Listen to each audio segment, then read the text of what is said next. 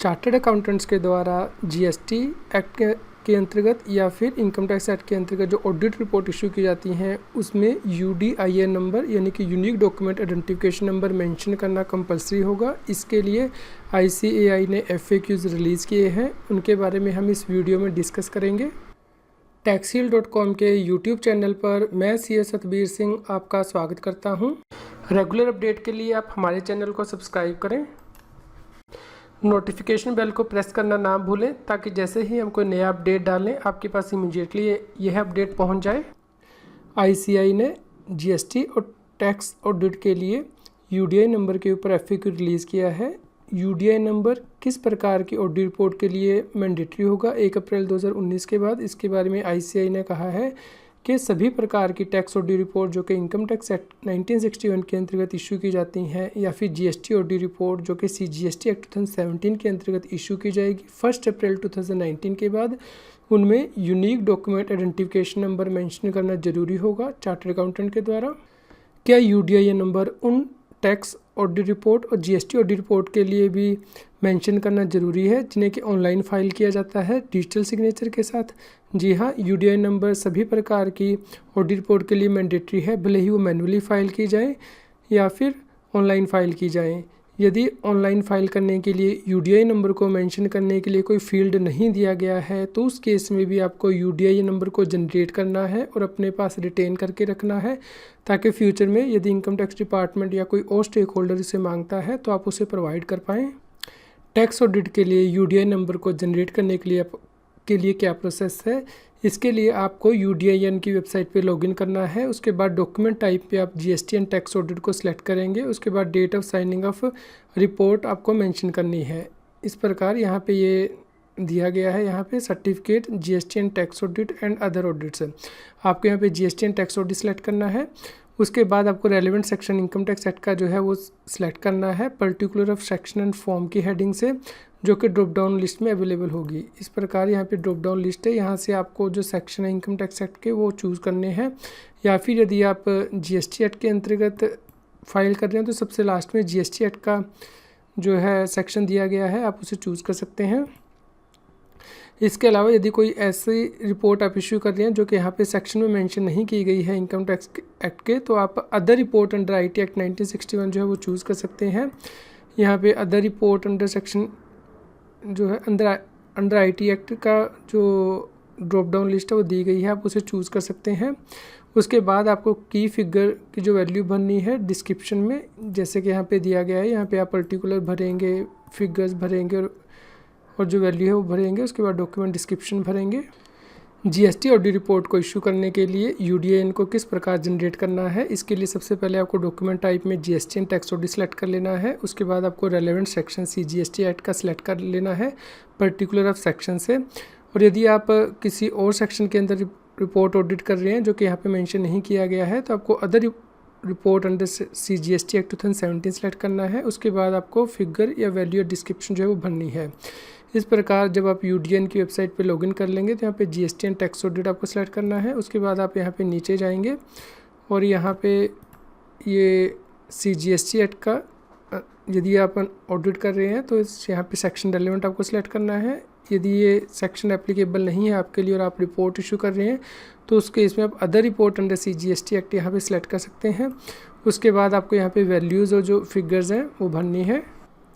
यदि income tax act के अंतर्गत टैक्स ऑडिट किया जाता है तो उस केस में फिगर्स वैल्यू डिस्क्रिप्शन में क्या भरना है, इस केस में दो पार्ट में डिवाइड की गई है। यूडीआईएन नंबर को जनरेट करने के लिए जो ऑप्शन है, पहली है सेक्शन 44A यदि आप सेलेक्ट करते हैं तो उस केस में 5 की फिगर्स आपके लिए मैंडेटरी होंगी भरनी।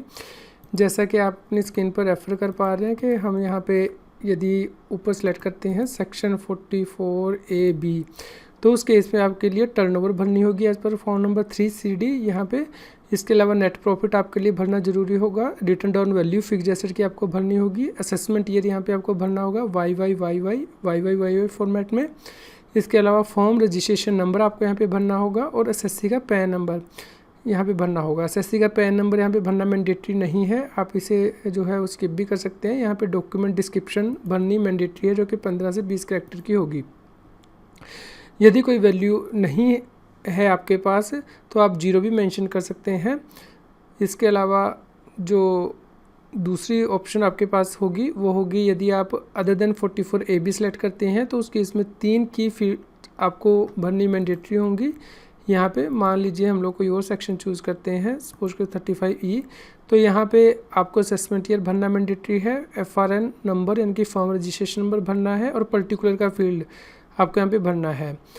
इसके अलावा 3 और ऑप्शन दी गई है, पैन ऑफ एसएससी आप भर सकते हैं और 2 पर्टिकुलर के फील्ड यहाँ पे भर सकते हैं। उसके अलावा डॉक्यूमेंट डिस्क्रिप्शन आप भर सकते हैं। यदि जीएसटी एक्ट के अंतर्गत ऑडिट किया जाता है तो फिगर वैल्यू डिस्क्रिप्शन में क्या भरना है। इस केस में यदि आप सेक्शन 35 से सेक्शन 5 सेलेक्ट करते हैं तो उस केस में मैंडेटरी की फील्ड आपके सामने आ जाएंगी, जैसा कि हमने यहाँ पे सेक्शन 35 जो है वो सिलेक्ट किया है। यहाँ पे ड्रॉप डाउन लिस्ट में सेक्शन 35 सब सेक्शन 5, तो उस केस में आपके लिए टर्नओवर भरनी जरूरी होगी as per auditor financial statement under clause 5A of GSTR 9C के अकॉर्डिंग भरनी है आपको फिगर। उसके बाद turnover as declared annual return यानी कि GSTR 9 में क्लोज 5Q के अंतर्गत जो आपने डिक्लेयर किया है अमाउंट वो यहाँ पे भरना होगा। उसके बाद आपको असेसमेंट ईयर भरना होगा, FRN नंबर यानी कि फॉर्म रजिस्ट्रेशन नंबर भरना होगा, GSTR number of SSC optional है, ये भर भी सकते हैं या स्किप भी कर सकते हैं। इसके बाद पर्टिकुलर की फील्ड दी गई है जो आपके भरनी है और डॉक्यूमेंट डिस्क्रिप्शन 15 से लेकर 50 कैरेक्टर तक आप यहाँ पे भर सकते हैं।